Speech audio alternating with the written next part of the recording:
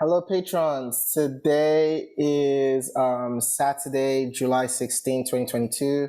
So today's going to be a very interesting topic because we're going to talk about a lot of things today. We're going to talk about the recession, defining the recession, what indicator I'm going to be looking at in coming into this recession to time the recession, especially the economic recovery coming out of the recession.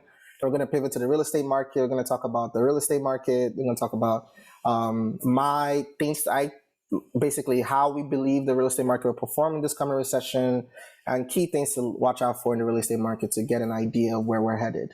Okay. So in the past, again, just as a recap, we've talked about how to save money how to invest money in a recession. We'll talk about this in the Patreon, but we're going to take a step back right now, actually, before we get into that. And let's actually define what a recession is. Because, for let's not assume by default like this is understood. So let's define a recession. So recession is a macroeconomic term that refers to a significant decline in general economic activity, right? We get that. So it has been typically defined as 2 consecutive quarters of economic decline, specifically in GDP. So GDP is the indicator that they use to signal the economic decline in conjunction with monthly indicators such as a rise in unemployment. Now, it's important to note that the NBER, the National Bureau of Economic Research here in the United States, has recently changed the definition of a recession, understandably so, because there's been some decoupling, some partly impacted by COVID, especially the COVID relief we saw, the stimulus and the money that was pumped into the economy.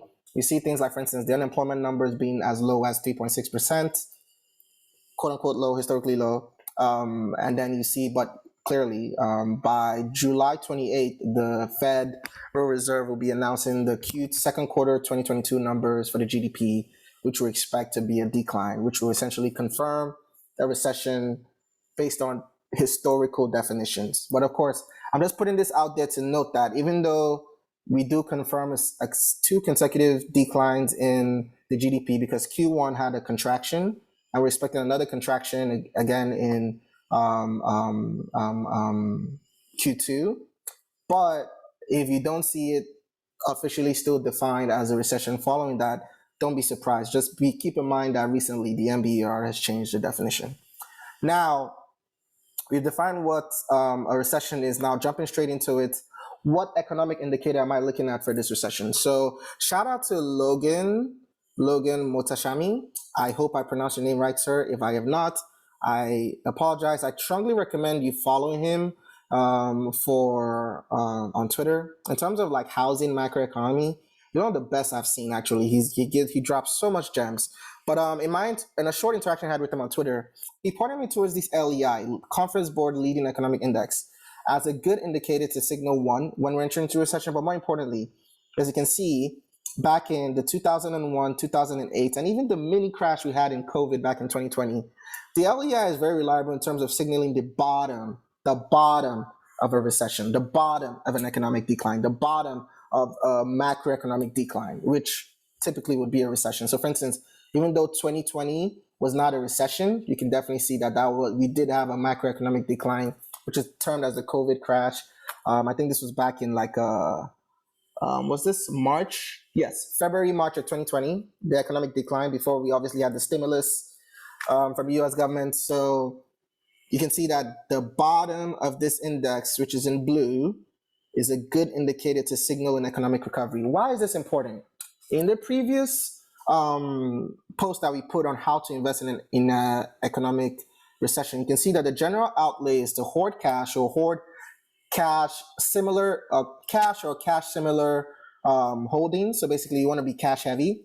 And then the idea is that you time the economic. So that's the key. The key is always in the timing, right? But easier said than done. But you time the economic recovery during a recession such that essentially you invest a lot of your cash holdings into equities, whether that be real estate, whether that be stocks, whether that be crypto, ideally something that has seen a irrational decline, maybe due to panicking or investor irrationality, whatever it may be, but seen as an irrational decline in price during the recession, and you time the recovery. So you time the leg back up, which will be this, for those share my screen, this will be this right here. You time the leg back up, right?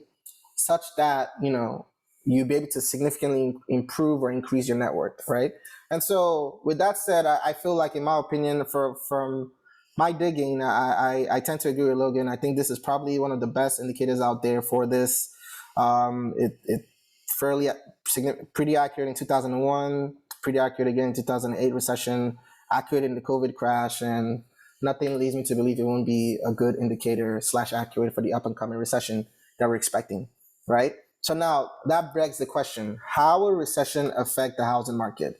Important to note that in previous recessions, so yeah, we see the 1991 recession, 2000, 2001 recession, 2008. There was only one. I mean, so for the past 22 years, so since 1990, there's only been one recession where the housing market saw a price decline, and of course that was 2008, which we've commented on before. Bad loan practices, terrible credit spread among among borrowers back then, which led to obviously improved loan practices and improved requirements for mortgages and so on and so forth by Fannie Mae and the Federal Reserve and so on. And so what you see is that a lot of people have this false thinking that immediately causes them to default. Recession means housing market decline. That's not true. A recession could lead to a housing market decline, but a recession does not equal housing market decline. We've seen that year in 1991. We've seen that again in 2001.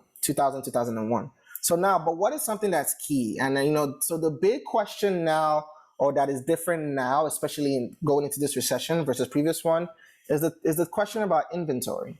So I've spoken about this before. Again, just as a recap, we've said this in the previous video, but in terms of describing why the price action we've seen since COVID in the housing market is very different from the price action of like 2008 leading up to the 2008 crash, is because, again, we've talked about this. The first things first, we're seeing that the proliferation of remote work culture. A lot of people are moving from northern states, especially if they know they can work remotely in southern states and realize they can get a better bang for their buck. So what you saw was a huge exodus of people from northern blue states to southern red states. And we've also defined some of these southern red states as up and coming rental cities in previous videos. I encourage you to check that out. Another one is also the cost of goods sold has increased, cost of building materials has increased. So naturally, to keep margins, builders are just as well increasing the prices of homes being sold. Another thing that you also see as well is that so we have inventory. Inventory, as you can see, one thing that's key here is, as you can see, even in the 1991, which is right here, or even in 2001, which is right here, inventory was fairly low compared to recent highs of 3.5% as a percent of household, right? They were fairly low, whereas in 2008, we were almost at recent highs of 3.5%, which also contributed to why we saw a mass, aside from the bad loan practices, inventory as well as a percent also was fairly high. So there was a lot of homes available for sale or available or active listings, if you will, which also, again, law of demand of supply. If demand is fairly constant and supply is higher, right, prices will drop. So, but now going into 2022, something that we see is that at a percent of household, inventory is actually at one of its historic lows, or at least in recent lows, at least since 1984, because again, there's a lot of reasons for this, but it's important to keep this in mind. And this is the bulk of the conversation of like, okay, so what happened? So this is in terms of what I believe will happen to housing prices going into this up and coming recession or expected recession, which largely depend on this inventory. So now to track inventory, right, there is, if you're a trader or use TradingView, active listing count US, ACTLISCOUS. It's a good number. So this is putting it right now at 619,000. Also, realtor.com has a really cool platform webpage where you can also track it. Research under the research tab for inventory, you can see it's the same number June 2022. Now, here's why this is important. Inventory is important. Inventory is important because I believe that, first of all, yes, we see inventories increasing, and I've seen some, you see, I like to be careful because I see some news media call into this hysteria of, oh, inventory is increasing, everyone should panic, blah, blah, blah. But I say, hold on, pause. Inventory historically, even before COVID, has always increased going into the summer months, heading into this fall. What you as an investor should be looking forward to, or what you should be paying attention to, in my opinion, as a real estate investor or potential real estate investor, whether you're looking to buy, is what happens in the months of October, November, and December of 2022. Historically, in these months, inventory or active listing count has gone down.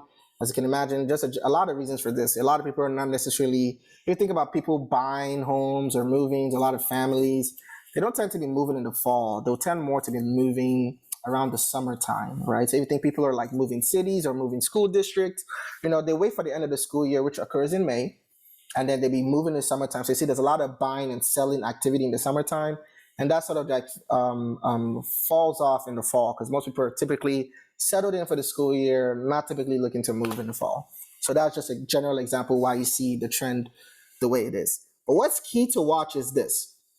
So clearly, there are three scenarios. If inventory pretty much levels off, there's also the question of how high inventory will go, but we'll get there. If inventory pretty much levels off, I expect heading towards a recession. Again, we talked about how we would time the recession, especially when we're in the recession versus the economic recovery using this index LEI, and also following as well the NBER. But we will time a recession based on that. But yes, if inventory should level off, I expect a repeat of what we saw in 1991, where housing prices were fairly stable, right? If inventory levels off and supply isn't necessarily increasing nor decreasing, I expect going into a recession, housing prices to be fairly stable. That's pretty self-explanatory.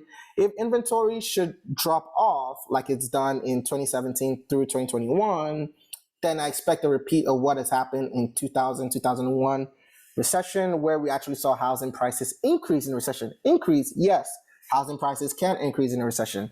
It happened again in 2000, 2001 recession. Because why? Because if inventory should drop off, then we're back to where we are, where there's just not enough supply to meet up or keep up with demand. And now, so you might ask the question, why do you feel inventory may drop off? Well, and as for instance, this is a good example. NPR recently released an article. U.S. needs more homes. We know that, right? Because you can see inventory hasn't reached pre-pandemic levels now, especially since COVID, right? But builders may be slowing construction. Why are buildings slowing construction? Rising interest rates and record home prices are making it impossible for many Americans to buy homes. We know that, and that's making builders less confident that if they build a home, they'll be able to sell it. Wow, so we're in a double whammy. Buyers aren't able to afford homes because of rising interest rates, of course, which the Federal Reserve is doing to put a curb on inflation, which of course we know happened because of the COVID stimulus. And again, I'm not one of those investors that like dogs on the Federal Reserve or dogs on the US government for the COVID stimulus. While I do believe that it could have been done much more effectively. Like I believe that the PPP loan was a total disaster, as you can see. But I do believe that, the alternative, if there was no stimulus, going back again to this, you see this massive macroeconomic decline that happened early in 2020.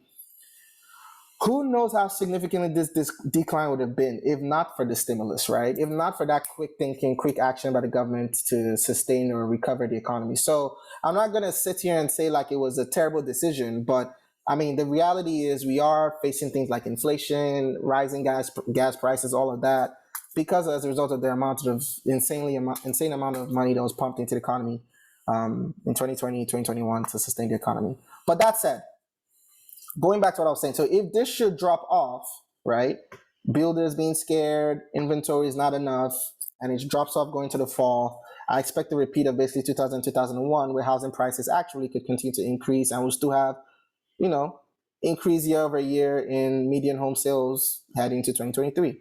Now, the third alternative, right, is if the active listing count or inventory continues to increase, which I don't think is likely, but if it does happen, now a couple things. If it does happen, I do believe that we'll see price correction in the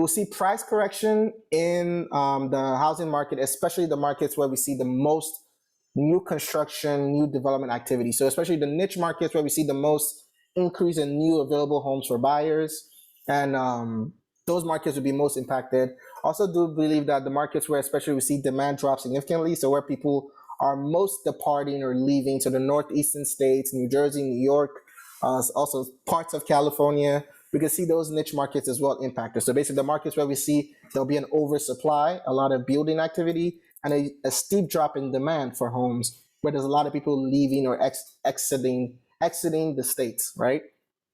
Pretty self-explanatory again.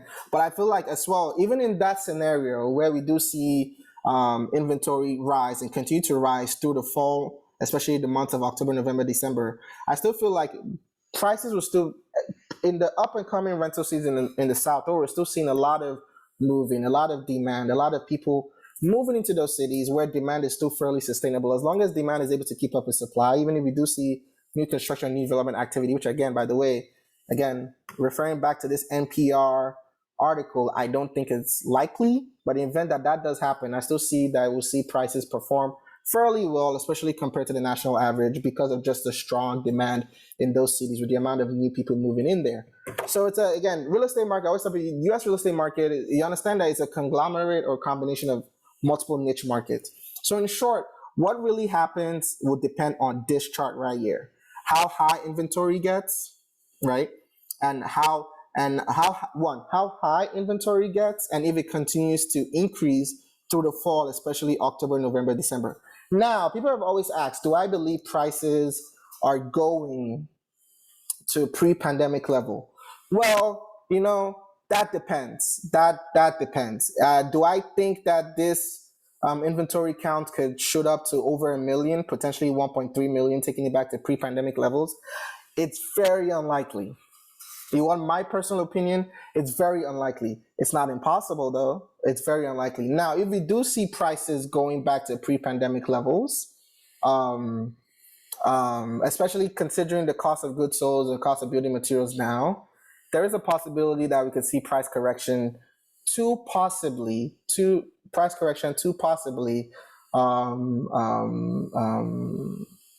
pre-pandemic prices. But again, I don't see that being likely for several reasons. There's the increased cost. There's interest rates continue to go up, making it harder and harder for buyers to buy. So when you look at the interest rates and how it impacts a buyer's debt to income ratio, the same buyer now with the same income will qualify for a much less expensive home now with the higher interest rate versus a home he or she could have qualified for last year with a 3% interest rate. So there's less. So among the buying pool of qualified buyers to buy these homes is significantly less because of interest rates. Again, which is why a lot of buyers are backing out or losing confidence in the market. And also, not to mention that it's also significantly more expensive to build these homes now compared to they were before the pandemic. So for a lot of these reasons, I'm seeing it very unlikely that we see inventory continue to climb through the fall. Even if it does continue to climb, I see it very unlikely that it will return to pre-pandemic levels. So that's the big question here. So the big question here is this chart right here and how inventory performs. What I see more likely happening is that inventory would actually continue to rise through to the fall. And again, when you see people throw the whole panic thing, it's normal. So if you see housing prices being slashed and stuff, that is normal. So like, for instance, I always tell people, because of this, inventory has always increased going into the summer. So there's always more available homes being sold going into the summer months. So there's more competition. So you see more slash in price homes. So if you don't believe me, let's take realtor.com Atlanta market. This will be a good example, and I'll probably end here for the day because I don't want this video to be too long-winded, but this would be a good example for us to see.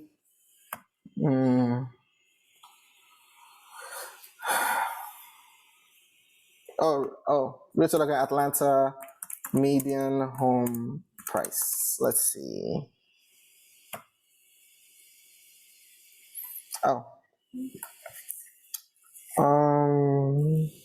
Not homes for sale, housing market. Thank you. So median home sale price. Okay, is there a way we can see the historic ones? Oh, perfect. No, we can't see the median home sale price. AtlantaRealtors.com. Oh, there we go.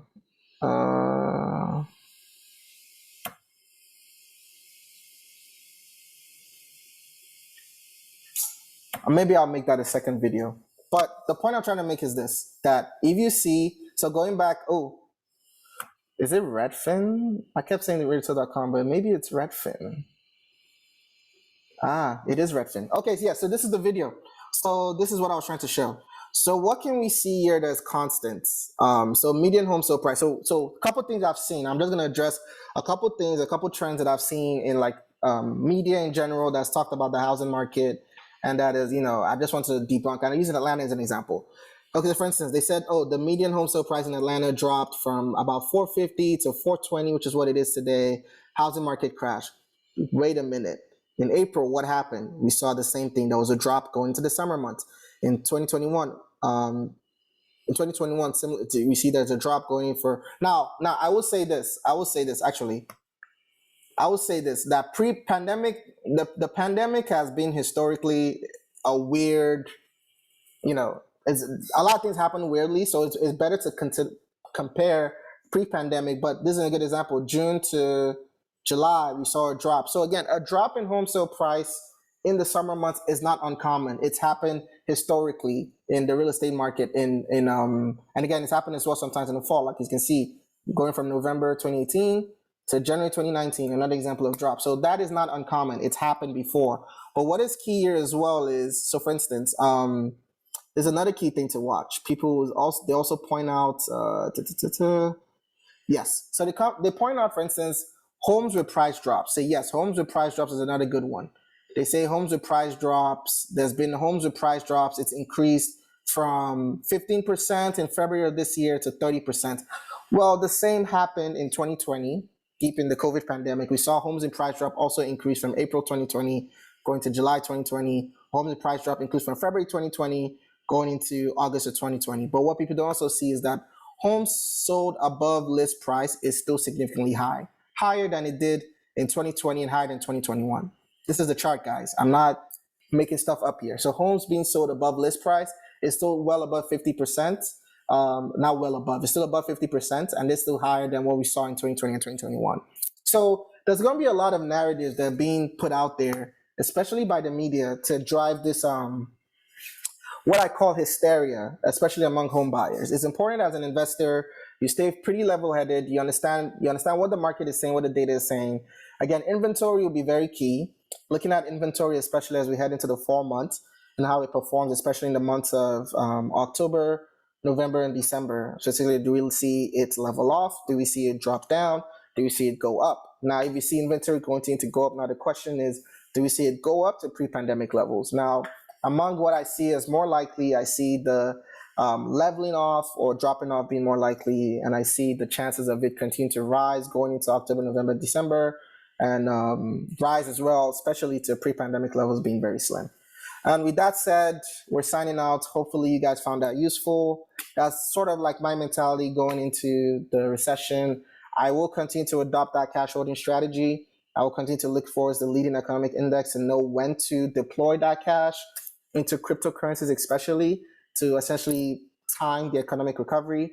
And again, during this pandemic, because I believe I will be monitoring closely the inventory data, and up until fall, I'll continue to pursue real estate deals. Now, what might make me take a step back from pursuing real estate deals if I see inventory levels continue to rise, right, going into the fall, especially the October to December months. With that said, we're signing out. Hope you found this useful. Here's another video where we talked about macroeconomic, your and easy finances. Have a blessed day. Take care.